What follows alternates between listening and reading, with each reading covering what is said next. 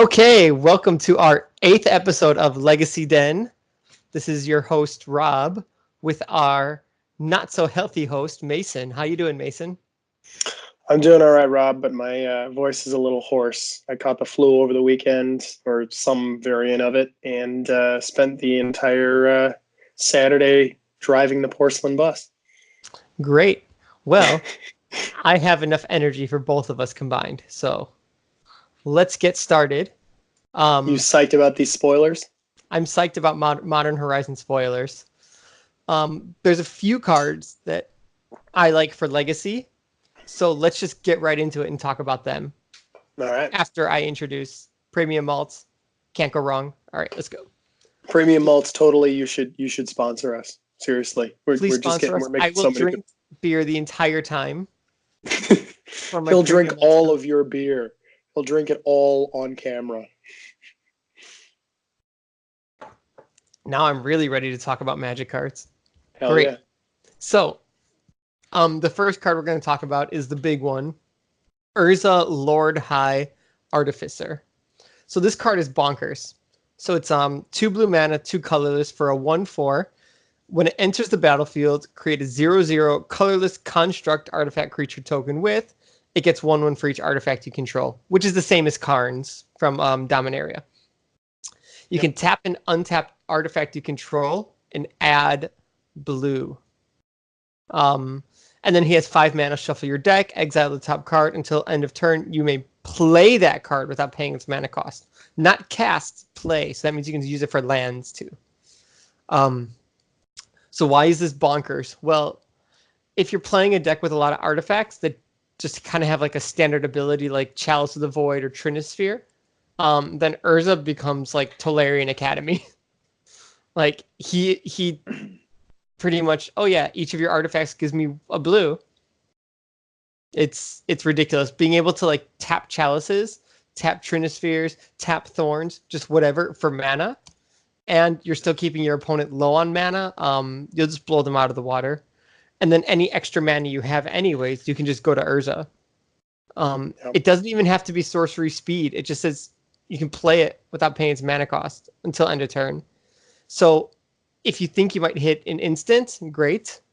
I think because of the text, if you have a creature, you can't play during your opponent's turn. But you can still just be like, you know what? Like, I'm holding up mana for a counter, or I'm holding up mana for doing this ability if nothing's going on. And maybe you'll get lucky and you'll just get something silly, you know? Yeah. So, honestly, if I were to have seen this card without any knowledge of Modern Horizons, I would have said, yes, this is definitely built for like a Legacy set.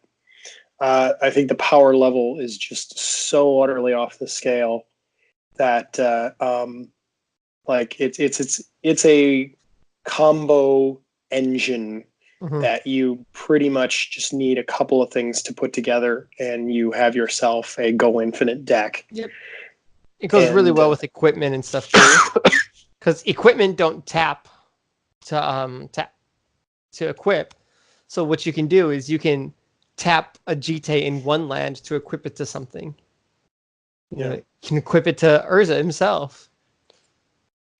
Well, some of the combo pieces that people have been talking about on the online. I think that some people have been mentioning the Thopter Foundry Sword combo. Yep. And how the Thopters can now tap for blue, so you just basically go infinite. Get infinite Thopters, infinite life. Yep. Yep. What are some of the other combos? So he doesn't just combo with Thopter and Sword. There's actually a few combos. People have been talking about using Isochron Scepter and getting something that returns stuff, and you can play him again and tap stuff. People have been talking about just using him with Stasis, with something that untaps artifacts at the end of the turn. Another big thing that people have been talking about for Legacy is you can use him to tap your artifacts that give an effect only if they're untapped. So what you do is you draw 2 cards with Howling Mine, and then you tap Howling Mine. So when it's tapped, your opponent doesn't draw 2 cards. With Winter Orb, you tap it before you untap, so you can untap all your lands, and your opponent untaps only one each turn. So it turns these dual-sided powerful effects into a one-sided hate. Yeah, Trinisphere I think is another one that Yes, if it's Trinisphere. untapped, then everything costs 3, but if it's tapped, then it doesn't. I actually won a game in Legacy earlier this week because my opponent had a Trinisphere. He used Tez, the 4-mana Tez, to turn Trinisphere into a creature and then attacked with it. And I'm like, oh, so now my 5 mana stores your Trinisphere, and then like Snapcaster, Brainstorm, Swords. and then just like untap Council's Judgment, the Tezzeret, and now I win. Like he made a huge mistake by turning Trinisphere into a creature. Or just attacking with it. Yeah.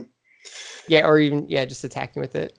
But I guess he was thinking like, oh well, I got to get the clock down fast because I don't want him to get to 2 to be able to cast everything.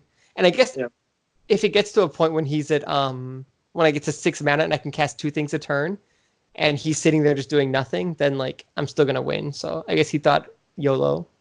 At least I can gain 5 life if he needs to deluge later for TNN.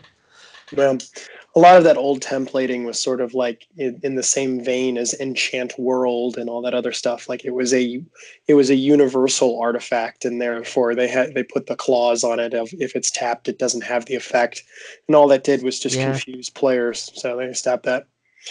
All right. Yeah. So let's move on from Urza, and let's take a look at the next card that you wanted to talk about. Okay. The next one is the second spoiled Planeswalker. So there's only 2 Planeswalkers in the set.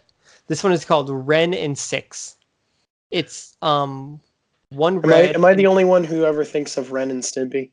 No, I was actually just about to say that. Okay. Wrenn and Sixy. All right. Six. Yeah. Okay. Wrenn and Stinksy. Okay. So it's red green for a legendary Planeswalker Wrenn, and you can +1 it. Return up to 1 target land card from your graveyard to your hand. Starts with 3 loyalty. -1, 1 damage to any target. And -7, you get an emblem with instant and sorcery cards in your graveyard have retrace. So, this is great in Mox Diamond decks, like lands or 4-color loam or whatever, because what you do is you set your first land, you Mox Diamond, it goes to the graveyard, you cast Wrenn and Six, and then you plus it, and you immediately get that land back. So being a 2-mana Planeswalker is great, but its plus ability is often going to be a do nothing, but 4-mana fetch lands. Am I right? Like even if you just cast it on turn 2 and you fetched like a Windswept Heath for something, you can always just plus it and you get it back. It's like drawing a card. 2-mana Planeswalker that kind of draws a card or gets you a land can be really helpful. Yeah, this is an interesting design, specifically because like this is the only second ever 2-mana Planeswalker that they've ever printed, and the last 2-mana Planeswalker that they printed was Tibalt, which is of course bad, just because all of his abilities really were not anything that anybody ever wanted.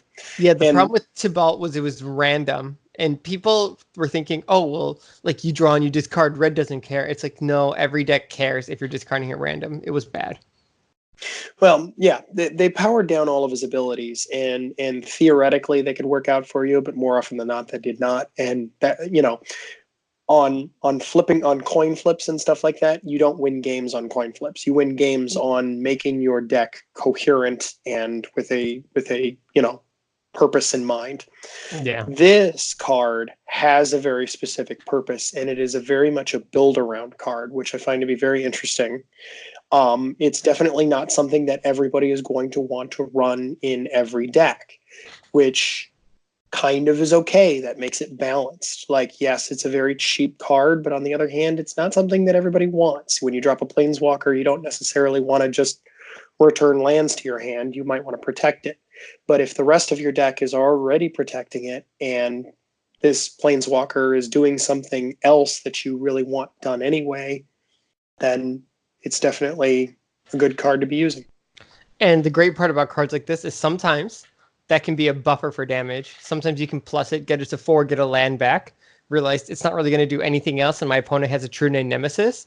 I just need 1 or 2 extra turns to maybe be able to get to where I need to kill them. And if the opponent spends those 1 or 2 turns attacking this guy instead of attacking face, that also, for 2 mana, is a pretty decent investment. And I just really like the -1, just 1 damage to any target. So it kills Delver, unflipped, kills Snapcaster, kills Young Pyro, kills Thalia, kills Mother of Runes, assuming that she has Summoning Sickness still. There are other things that it kills, but just being able to kill a decent amount of the top played creatures in the format is pretty nice. Because sometimes I might be like, oh, I have this perfect play. Oh, well, they have this guy, so they can just ping my Thalia. So never mind, And the -7, it's kind of not a huge deal. Like, they have retrace, we still have to discard a card anyways. But, I mean, it's pretty sweet, but it's not the goal. The goal of the card isn't like, oh yeah, you got to get to -7 in ultimate and win. It's kind of like, just get enough small advantage with the +1 to just be able to get what you need. Don't get land screwed, to be able to overrun your opponent. So I really do dig this card. But it's not a card that I play in any of my decks or my styles. Well, yeah, we don't either. Neither of us play lands, so. Okay, so next card on the list is Hall of Heliod's Generosity. It's a legendary land. Tap it for a colorless.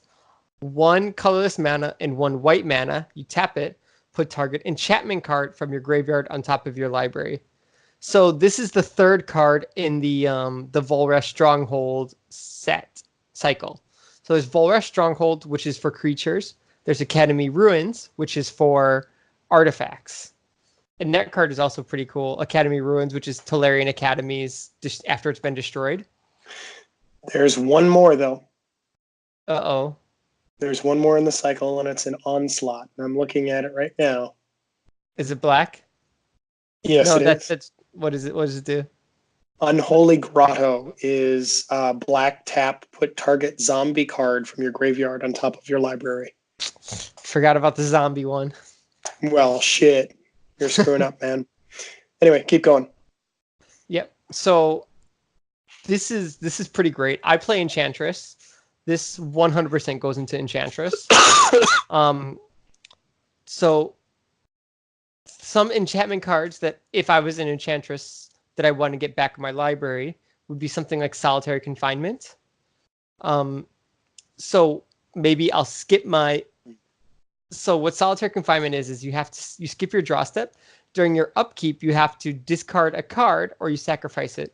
So what you can do is you can just let it die and then Heliod it back to the top and then just cast it again if you really need to.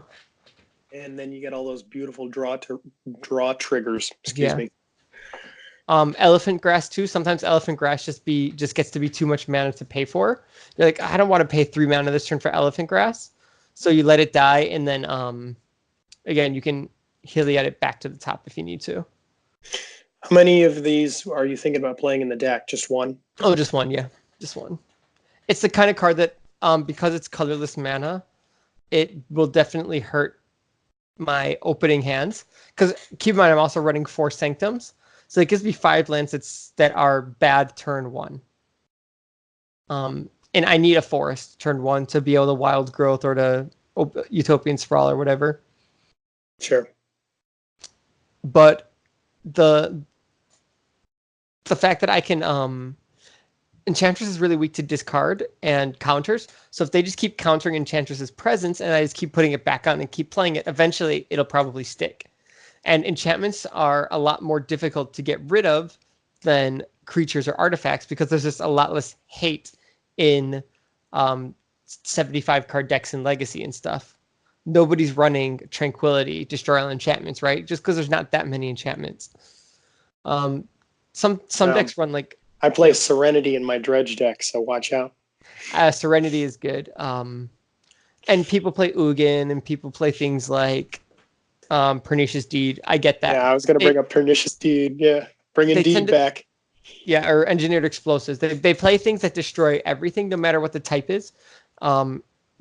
So it's either it destroys everything based off like a casting cost or whatever, or it tends to be a one-time hate, like disenchant. So if your opponent is on blue and I play my choke, and my opponent says, "Oh, I got to get rid of that choke. Finally, I found a disenchant. Tap out for it. Disenchant. All right, cool. Hall of Heliod. Bam, it's right on top again. Good luck dealing with it again." Yep. You know, things like Can you that. find a second disenchant? Yeah. So I like this card. Lands is also probably going to use it. It's great with Drop of Honey. I don't know if Lands runs too much white, but it's good with Drop of Honey. It lands could splash white and add periphery nodes. If you play Drop of Honey is, of course, way better, and anybody, with their salt would probably play that over just because periphery nodes. But green is the color. yeah, I don't see this going into lands ever. Maybe you could have it be, 4-color loam. They actually play white for Night of the Reliquary, but even then they don't really have much enchantment wise. Pernicious Deed, yeah. There's not a ton that this gets back, but the decks that are going to use it, like Enchantress, are going to really appreciate it. So yeah, I like it. I see this more than in EDH than I think I'm going to run into it in Enchantress builds. But yeah, definitely an interesting card.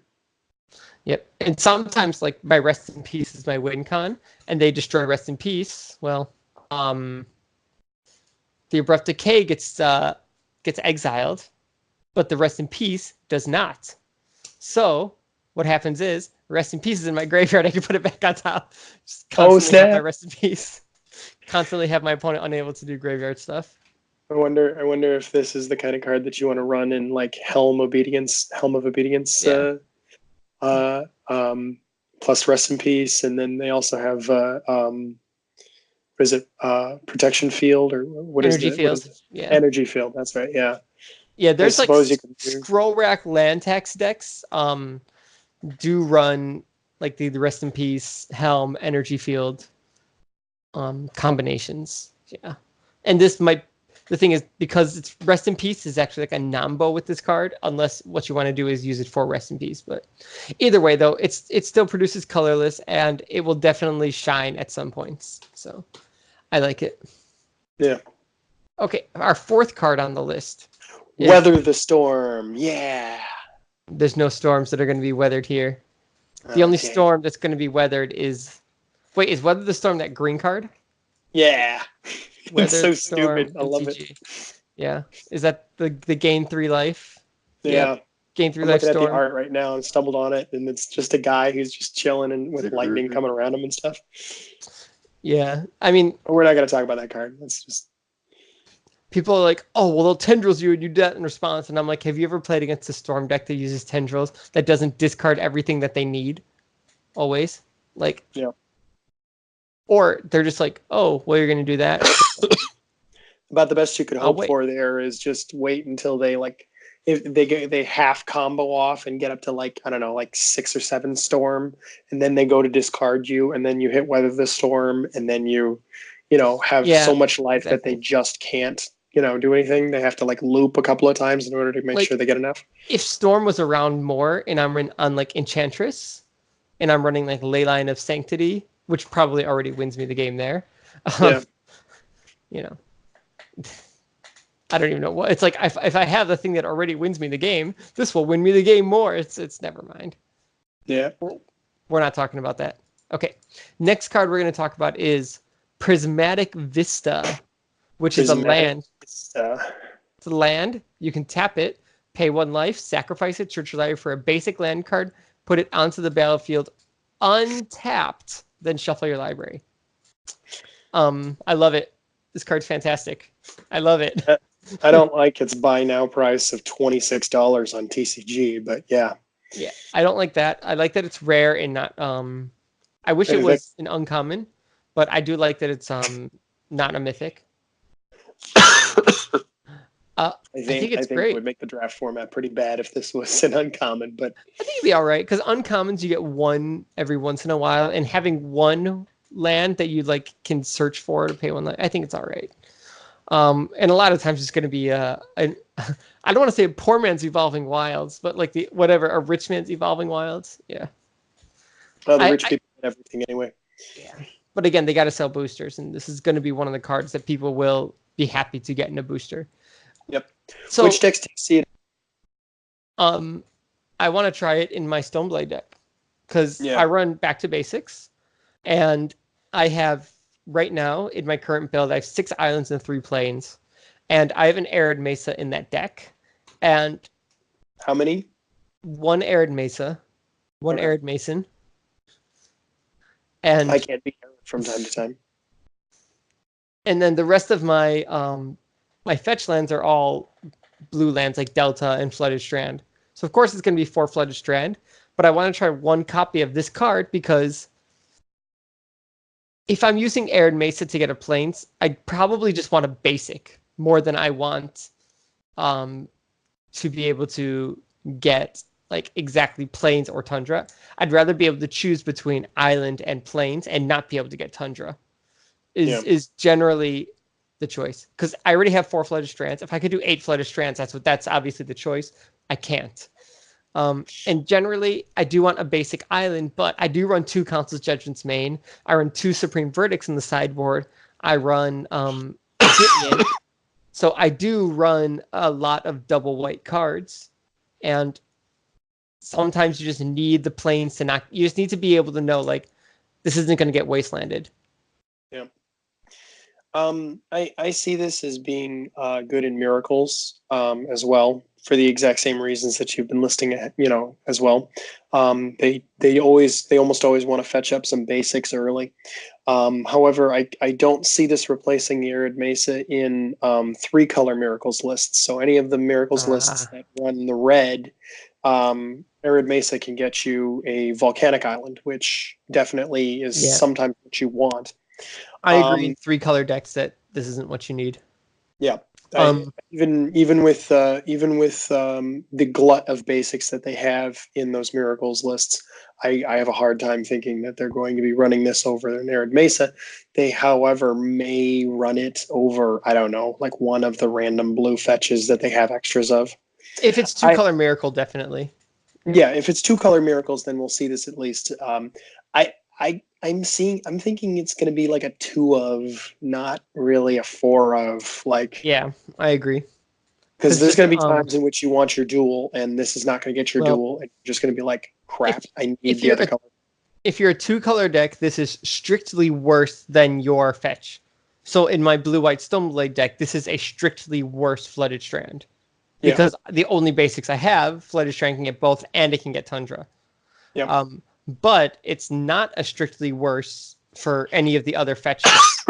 Like, it's just, what would I rather have? Polluted Delta gets me Island or Tundra. Would I rather have something that can get me Island Plains or something that can get me Island Tundra? And maybe the Island Plains is the better choice because I really only get Tundra when I'm like, shoot, I need to use this to find the other color mana. Or when I'm like, okay, I want to cast Counterspell and I don't have another way to get a white mana and I have the Swords of Plowshares in my hand. There are times when I do need to get the Tundra. Yeah. Usually early game for one, but generally speaking, those times are when you are contemplating your turn 2 and turn 3 play, and you have the cards in your hand, and you're knowing what your next couple of turns are going to play out as, and that's when you're like, okay, I absolutely have to get a Tundra. Those times are not frequent, but they do happen enough that this card will hose you if you run it as a 4 of, which is precisely why I don't think it's going to be running as a 4 of. And I see this as diversification of their fetch base. I agree that it's not a good 4 of, and I really do like that it does diversify the fetch land base. That's actually a really, really important thing.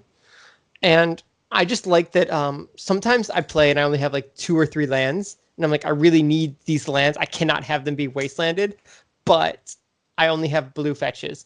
And the only one I need a white mana. right now.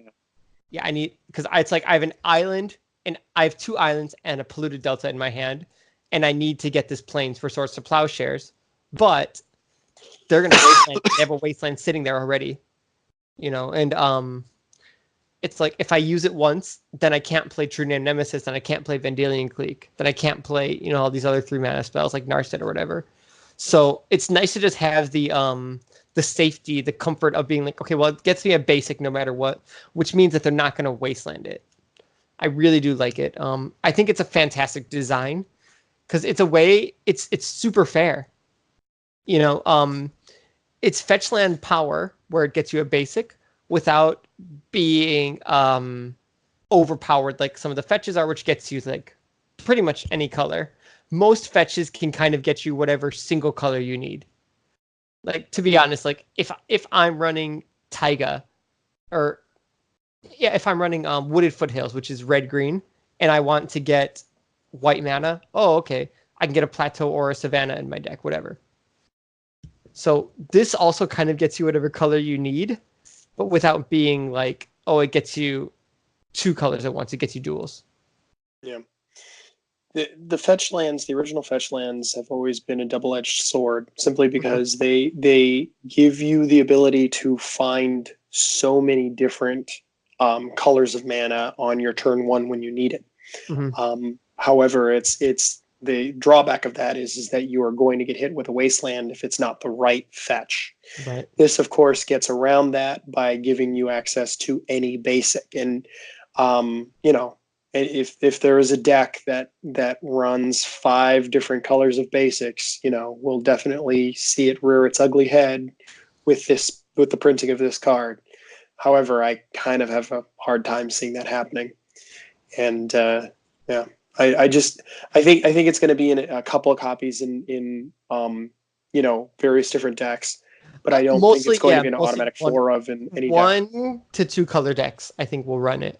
Stuff that's mainly 1 color splashes a second color will run this, I think. Like, I would put a couple copies in Enchantress. Like, because sometimes I just want the basic plains. But generally, I just want a forest. I'm not sure if I need it. Do I really need more than 4 fetches in Enchantress anyways, is the question. But it might be worth it as a 1 of, just because shuffle effects are nice because I have Miri's Guile. Yeah. But still. I also have Green Sun Zenith with shuffles, so I have quite a few shuffle effects and Miri's Guile. So it's all pretty good at finding me exactly what I need. Yeah. But the nice part is there's not a huge demand for this for Legacy, because not every deck is going to need it. It's not like Wasteland or other fetches where it goes into every deck. So I do like that the way they made it really fair, and I am quite surprised. Heck, there's even Grixis decks right now that run a lot of basics, and because they run Blood Moons and stuff, or they run back to basics also because of all the lands decks. So who knows? I have a hard time thinking that they're going to be running, this card over. There's too many color requirements with Grixis, and half the time back to basics doesn't even matter anyways. Well, I was thinking, what's the black spell? Hymn to Turok. Hymn to Turok is such a color intensive card that Wait, Mason, earlier didn't you say that cards that are based off dice rolls and coin flips are bad? Yes, but Hymn to Turok is an exception. Because that card is a 2-for-1. It's do I get super screwed or do I only get a little screwed? Like, you're still getting screwed no matter what, Yep. So. All right. What's the last card that we want to talk about? It's actually a set of 5 cards. Their names are Silent Clearing, Waterlogged Grove, Fiery Islet, Sun-Baked Canyon, and Nurturing Pearland. I'm reading that right. Pearland? It's a land of pears? Dude, I want to fucking go to Peatland.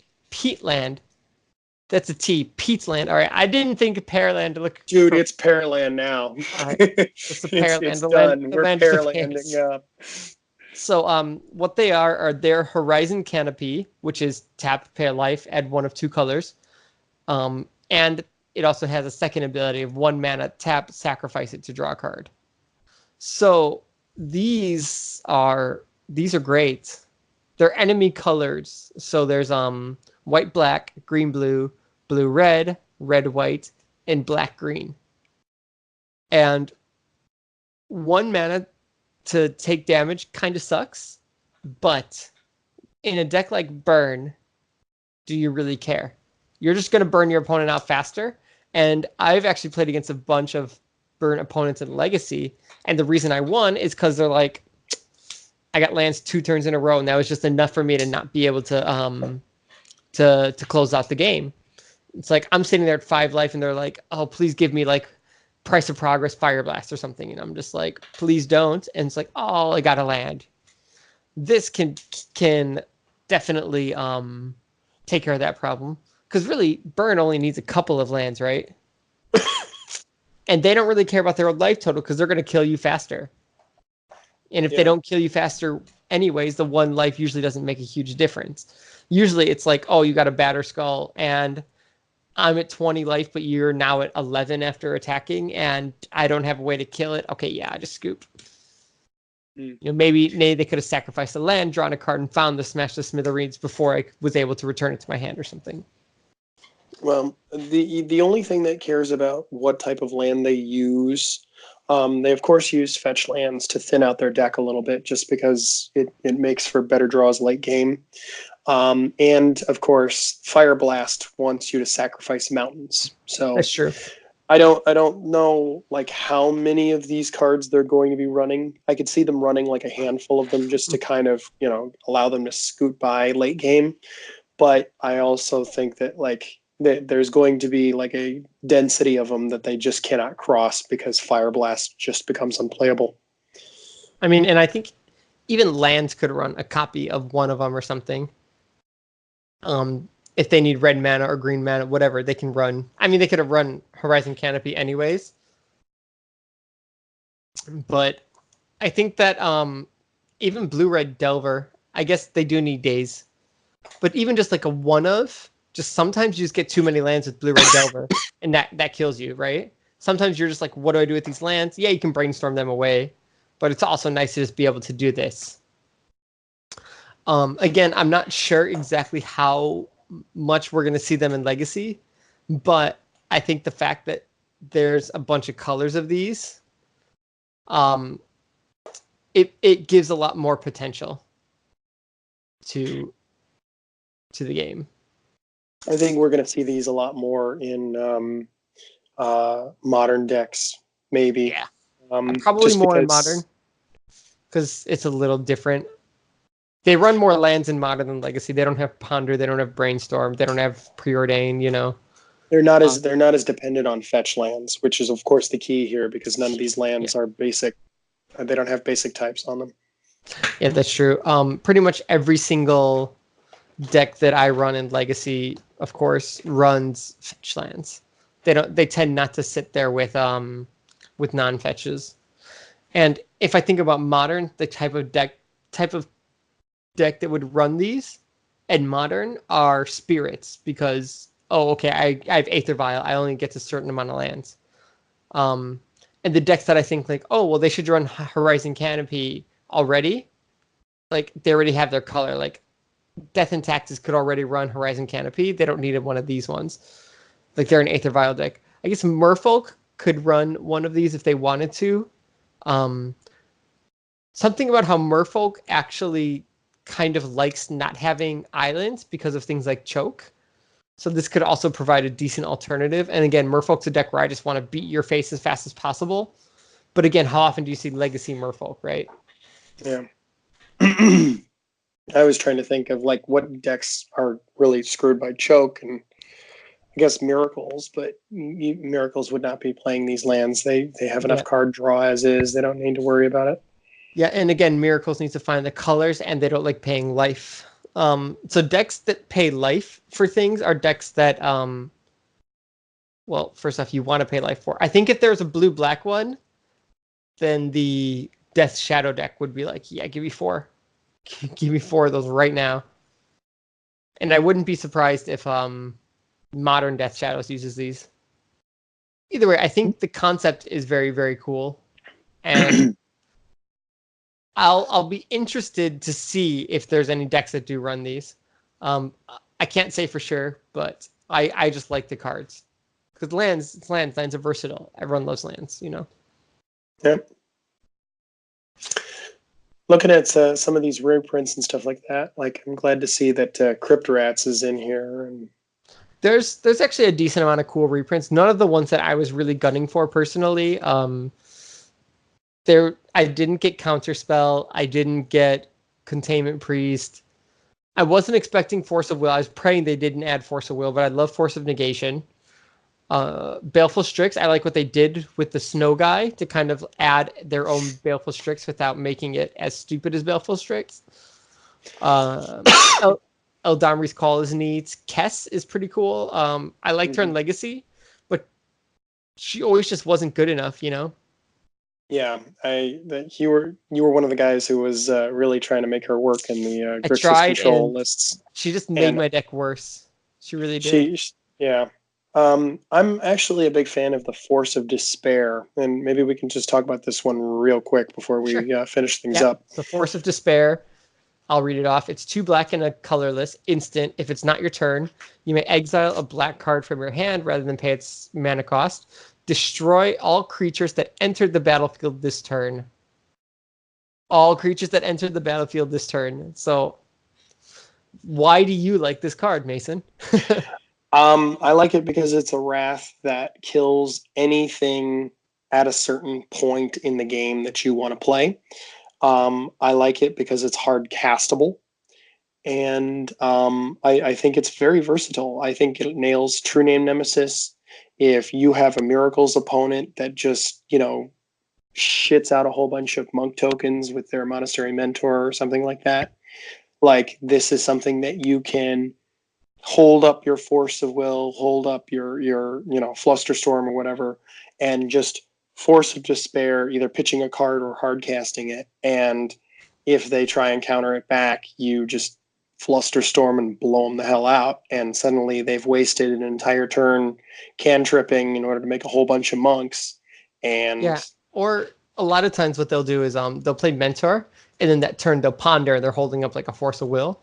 So it's like, in response, I'm going to, I don't know, like fetch Fatal Push your Mentor, and they're just like, haha, Force of Will. And it's like, I'm going to force back, but not Force of Will back. I'm going to Force of Despair back. So your monk tokens die because you did a cantrip, you have the Mentor, and you did the Force of Will. All of them are gone. And then your opponent pretty much just used all their resources to protect this Mentor and have these monk tokens just for them all to be destroyed. That's pretty much like a dream scenario. I don't think it's going to happen that often, but I'm seeing this card as not anything more than it is. Like, it's not like the new hotness that's going to sweep Legacy and suddenly everybody's going to be playing it. But I do think that you will be sitting across the table from someone time to time who will have it, especially if they have a black heavy deck. You know what I like about it is that it's one of those cards that you're never going to expect. I'm not going to be playing this and expect a black deck to tap out and be like, ha, I have this thing. I will never play around that. There's no reason to play around it. So because people probably won't play around it, at least especially if they've never seen your deck use it before, it has a better chance of working, actually. Yeah. So I do think that it sort of pigeonholes you as far as like destroy all the creatures that entered the battlefield this turn. So like as a late top deck, it's not going to be as good, which is precisely why Toxic Deluge is probably almost always going to get the nod over this card. But I do think that there are probably some decks that will use Force of Despair to their advantage at some point. Like they just need to have to figure out how to use it. Yeah, it's possible. As far as the forces go, like that's the only one I'm really thrilled about. Force of Negation, I just don't see as breaking into Legacy. And not Force Legacy. of Vigor. Force of Vigor, I'm really disappointed about because I actually wanted like a green force that was actually going to, be able to nail Chalice, but like you can't even hard cast it, so it's like 4 mana, it's rough. It's a great EDH card because 4 mana, whatever. But Yeah, it's rough.